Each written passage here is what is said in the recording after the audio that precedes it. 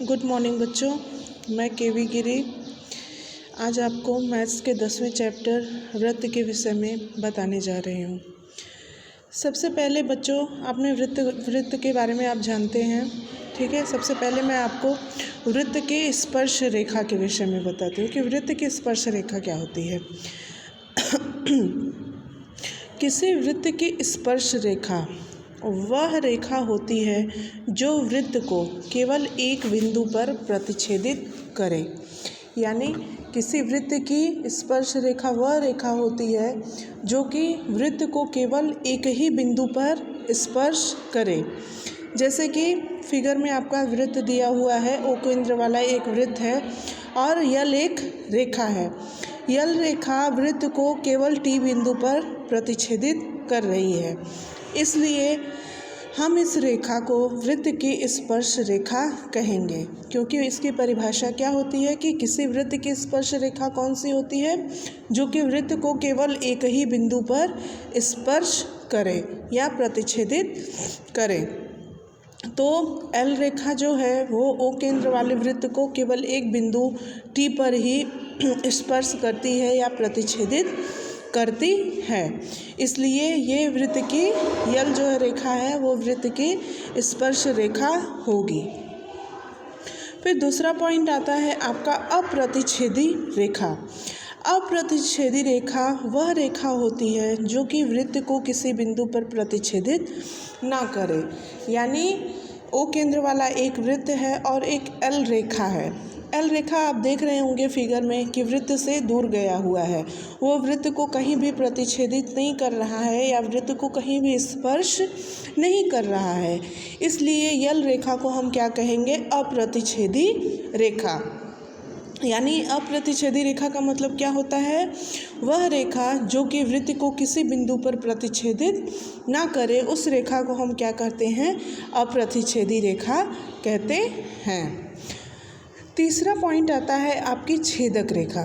छेदक रेखा, जब कोई रेखा किसी वृत्त को दो उभयनिष्ठ बिंदु पर प्रतिच्छेदित करे तो उस रेखा को हम क्या कहते हैं? छेदक रेखा कहते हैं। जब कोई रेखा किसी वृत्त को दो उभयनिष्ठ बिंदु पर प्रतिच्छेदित करे तो उस रेखा को हम क्या कहते हैं? छेदक रेखा कहते हैं। फिगर में आप देखिए, ओ केंद्र वाला एक वृत्त है और एक रेखा है एल जो कि वृत्त को ए और बी दो बिंदुओं पर प्रतिच्छेदित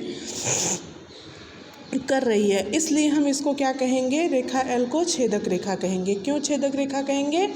क्योंकि यह रेखा वृत्त को दो बिंदुओं पर प्रतिच्छेदित कर रही है। और छेदक रेखा की परिभाषा क्या होती है कि जब कोई रेखा किसी वृत्त को दो उभयनिष्ठ बिंदु पर प्रतिच्छेदित करे तो उस रेखा को हम छेदक रेखा कहते हैं।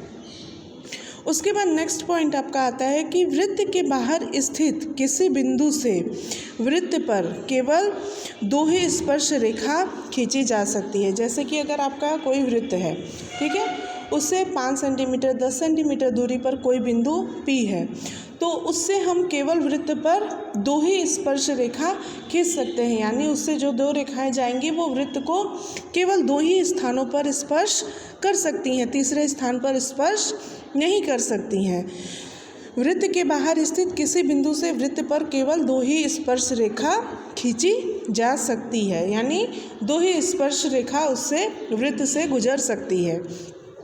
फिर पांचवा पॉइंट आता है कि स्पर्श बिंदु से त्रिज्या को समाहित करने वाली रेखा को वृत्त के उस बिंदु पर अभिलंब भी कहते हैं। स्पर्श बिंदु से त्रिज्या को समाहित करने वाली रेखा, यानी स्पर्श बिंदु से जब हम त्रिज्या लेते हैं वृत्त की, जैसे पहले वाले फिगर में आप देखिए, ओ टी क्या हो जाएगी? आपकी वृत्त की त्रिज्या हो जाएगी और एल जो है वो उसकी क्या है? स्पर्श रेखा है। ठीक है, समझ में आया? ओ टी उसकी त्रिज्या हो जाएगी और एल जो है वो इसकी स्पर्श रेखा है। तो वृत्त के उस बिंदु पर अभिलंब की कहते हैं। तो स्पर्श जो रेखा है उसको हम वृत्त के उस बिंदु पर उसका अभिलंब भी कह सकते हैं। ठीक है, उसके बाद आप आइए अपनी एक्सरसाइज 10.1 में। 10.1 में आपके ऑप्शनल टाइप के क्वेश्चन हैं, ठीक है। तो उसमें सबसे पहला क्वेश्चन है कि एक वृत्त को कितनी स्पर्श रेखाएं हो सकती हैं। एक वृत्त पर अनेकों स्पर्श रेखाएं हो सकती हैं। वृत्त की जो स्पर्श रेखा है उस पर हम किसी भी वृत्त को अगर लेते हैं उस पर हम अनेकों स्पर्श रेखाओं की रचना कर सकते हैं। फिर दूसरा क्वेश्चन है रिक्त स्थानों की पूर्ति करिए।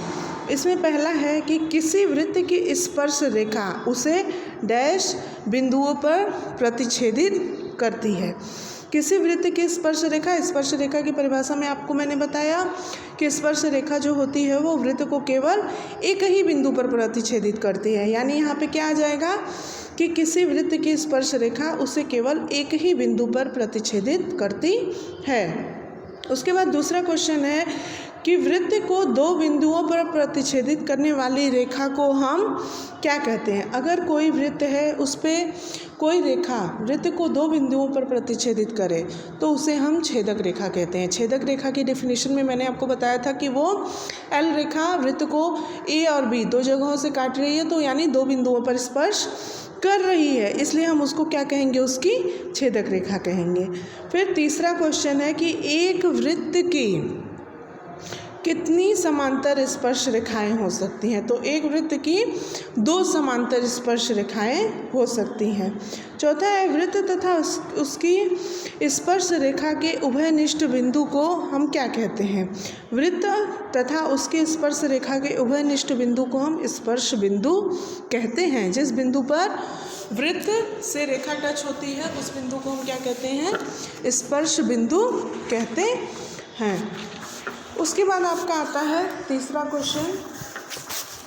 तीसरे क्वेश्चन में आपका क्या कह रहा है कि 5 सेंटीमीटर त्रिज्या वाले एक वृत्त के बिंदु P पर स्पर्श रेखा PQ केंद्र O से जाने वाली एक रेखा से बिंदु Q पर इस प्रकार मिलती है कि OQ बराबर 12 सेंटीमीटर हो तो PQ की लंबाई क्या होगी।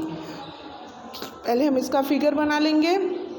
इसमें क्या बोल रहा है कि 5 सेंटीमीटर त्रिज्या वाले एक वृत्त, तो सबसे पहले एक वृत्त खींच लेंगे जिसकी त्रिज्या कितनी हो जाएगी 5 सेंटीमीटर, यानी OP बराबर 5 सेंटीमीटर। ठीक है। फिर उसके बाद क्या बोल रहा है कि P पर स्पर्श करता है रेखा PQ केंद्र O से जाने वाली एक रेखा से बिंदु Q पर मिलता है। जो इसकी स्पर्श रेखा है उस पर O जो है O से जाने वाली एक रेखा बिंदु Q पर मिलती है, तो उसकी लंबाई कितनी हो गई है आपकी 12 सेंटीमीटर हो गई है। तो हमको इसमें क्या निकालना है, PQ निकालना है। ठीक है। तो सबसे पहले हम क्या लिख लेंगे, OP बराबर 5 सेंटीमीटर, OQ बराबर 12 सेंटीमीटर, PQ बराबर हमको ज्ञात करना है।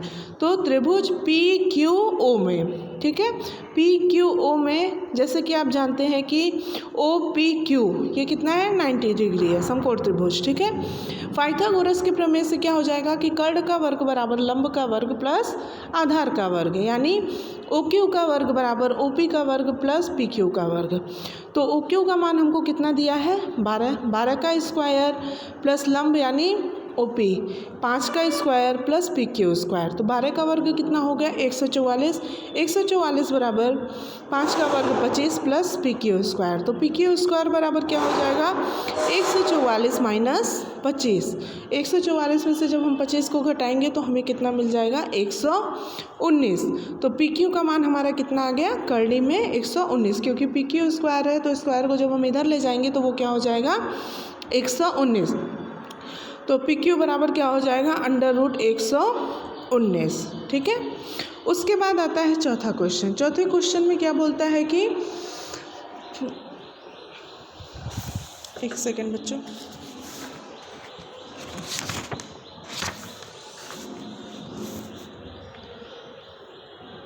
चौथे क्वेश्चन में क्या बोल रहा है कि एक वृत्त खींचिए और एक दी गई रेखा के समांतर दो ऐसी रेखाएं खींचिए कि उसमें से एक स्पर्श रेखा और दूसरी छेदक रेखा हो। ठीक है। पहले हम क्या करेंगे, एक वृत्त खींच लेंगे, उसके नीचे आप देख रहे होंगे कि यम एक रेखा है जो दी गई है, और इसमें हमको वृत्त की क्या करनी है, एक स्पर्श रेखा खींचनी है और एक छेदक रेखा खींचनी है। ठीक है।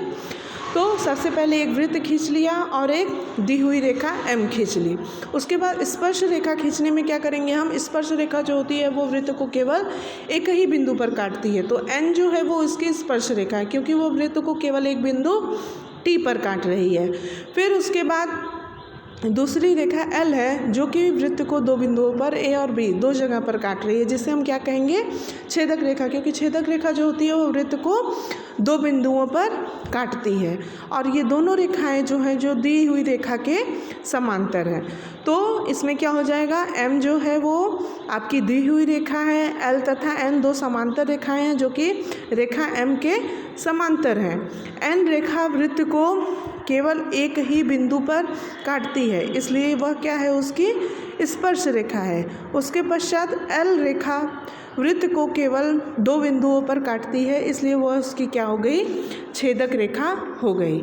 ठीक है, तो इसमें हमको क्या बताना था, इसकी स्पर्श रेखा और छेदक रेखा।